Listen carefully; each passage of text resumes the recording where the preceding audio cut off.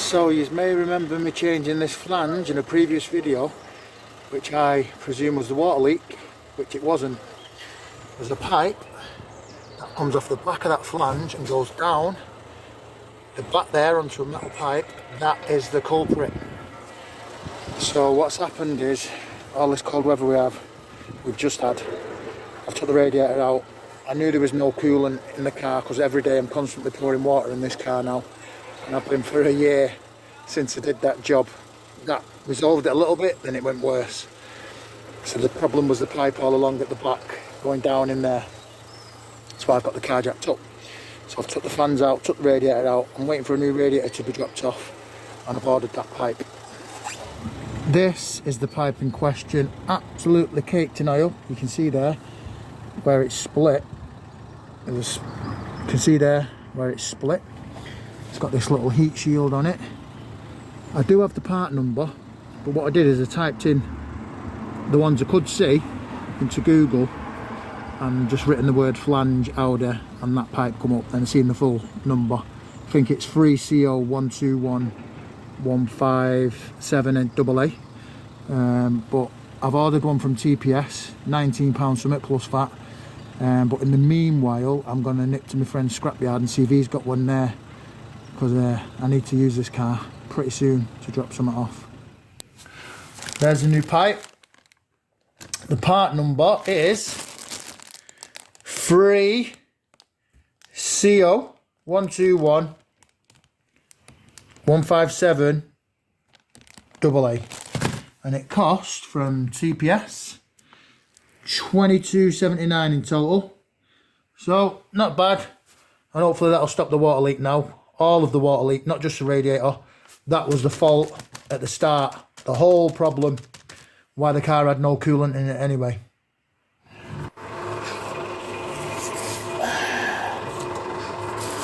Don't know if you can see that, but there's the pipe on that end. So it runs along this pipe here. That's going back up on itself to the EGR valve, I believe, is it? I don't even know what it's going to. I won't admit that I know. But there it is. That's the end on. And there we have this end on. You can just see the heat shield on the back of the pipe there, but it's on. We're going to put everything else back together. Let's start with this intercooler pipe. Got my intercooler pipe out the way down, so I can put that back in place now, and I'll connect the new radiator back up.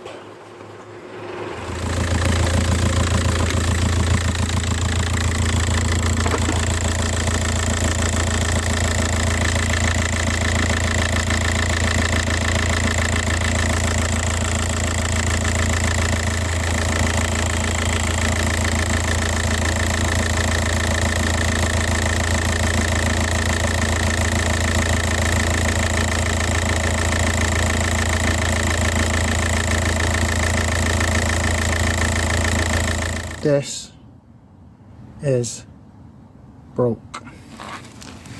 It's snapped inside there, and it's not the easiest thing to get out at all. It is really difficult. I've got a torch on my head. Sorry guys. Try and zoom in there, so can you just see the bit of rubber? Broke, so I've got like a centimetre on there at the end. It's meant to be like, where's it gone? Where are we going here? There we go. It's meant to be like that.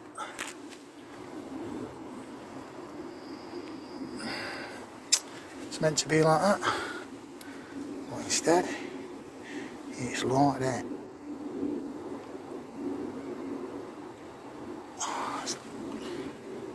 Next month. Yeah, it's out. That was not easy, and I believe there is a rail somewhere. Can't locate. I can just see it there.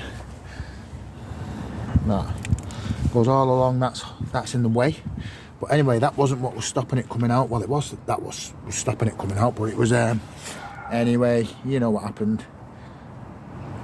Four come out, smashed to pieces. And look at the state of it. So I'm guessing, by the look of this ring, the rust on it, it's been broken there for some time, and the leak was probably travelling down the pipe and dripping. Travelling down the pipe and dripping here, drip, drip, drip, drip, drip, and that was coming down the middle and the bottom. So this was another one of the leaks. It just got worse with the ice, I'm guessing, because that's been there for some time. Nothing goes rusty like that. Not that quick.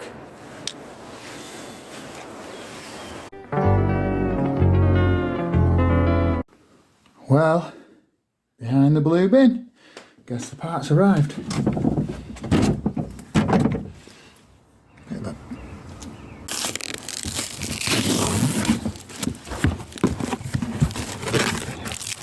Very well packed.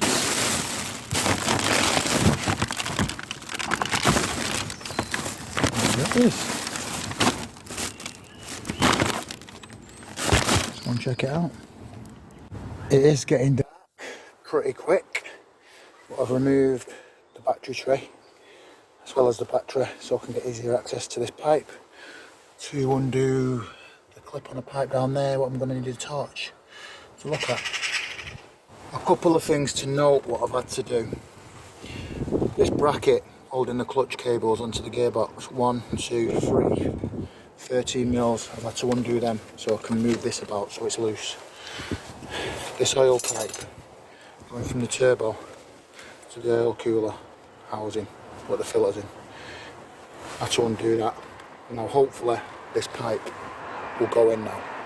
Please go in, because I'm sick of taking part after part off this engine. Just been to Euro Parts to get some brake cleaner, because it needs a good clean up before I put that pipe back in, the new one. So, just been there. It's only £2.89 for a 600ml tin. With trade, it comes to like £4 something for 2 tins, which is a bargain. It's like £7 in most places. But while I've got you here, if you like the content, or it's helped you in any way, please like and subscribe. Oh my god, this Uno cannot take these bumpy roads. Yeah, I'm in the Uno selector. Anyway, yeah, if you could guys, like and subscribe. It encourages me to make more content for you. It doesn't cost you anything to subscribe. It's a way of notifying you to let you know that I've made a new video. And it encourages me. Gives me a bit of a smile on my face, and it builds my account. I'm not monetized, so you shouldn't be seeing loads of adverts or anything. And if you are, that's wrong, and it's nothing to do with me, it's all to do with YouTube. But Uno selector. I'd say one of 3 left in the UK, but it's one of 2 because we've just actually broke one of the other remaining vehicles that was on the road. I've got spares with this car now, spare engine, spare gearbox, spare selector, all sorts. I'm gonna know, what do they make this tarmac out of these days? Because have you seen the state of the roads? Whenever it's icy, it just disintegrates, it disappears. Holes appear whenever it is icy. Look at that. Whenever it is icy, holes appear in the road. Someone let me know in the comments if you know. Oh, I'd appreciate it if you could please click that thumb up and that bell and subscribe, because I'm not so busy with my day job at the moment, so I've got plenty of time for you guys.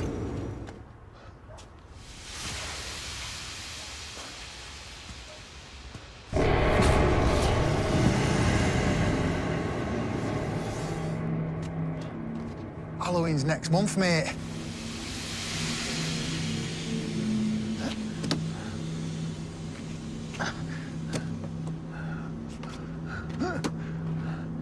Eat my salad. Halloween. Yeah, that's my day job. On a level with you, this has got to come off. If you want to put that new pipe in nice and easy, in one piece, this has to come off, and I don't want to take that off. This top of this bracket here is touching this pipe, as you can see, when you try to push it in. I'm going to cut the top of that off. I only need where the metal bit is for it to bolt on. I don't care. I just want this pipe on, and I am not taking the oil cooler off. Not a chance am I taking it off. I've put a bit of washing up liquid in with some water, just so I can spray the ends of the pipes. And I'll just flush all that through when I put some water through it. I'll leave a pipe off and run it through, because I don't want none of that washing up liquid inside the system. But you can see there, the pipe. It's hard to see amongst all those pipes. I'm going to shove it on now anyway, this end. Then I can put the intercooler pipe back on. Right, I've got it in. You can see there what I've done to manipulate the plastic around that clip so I could get it in, and it wasn't easy. This does have to come off. I'm telling you now, if you want a nice neat job, that's got to come off, but no one's ever going to see that. It's just been trimmed a bit from around the top. Bolt it all in now, get this car back together, because I'm not spending another day on it. This is where your expense comes from labour, when you take it to the main dealers and stuff and garages. But it is what it is. Let's crack on. Right, antifreeze in, mixed it 50-50 ish, guesstimation. It's all built back up. This is missing. Need to get a new one of them, it's always been missing. But yeah, I've got it all back together finally, and it's not leaking. I have tested it, but we're done.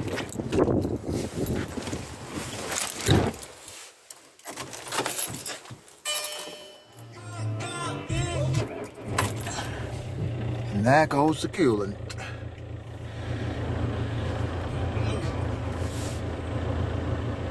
Hope that helps someone. See you in a bit.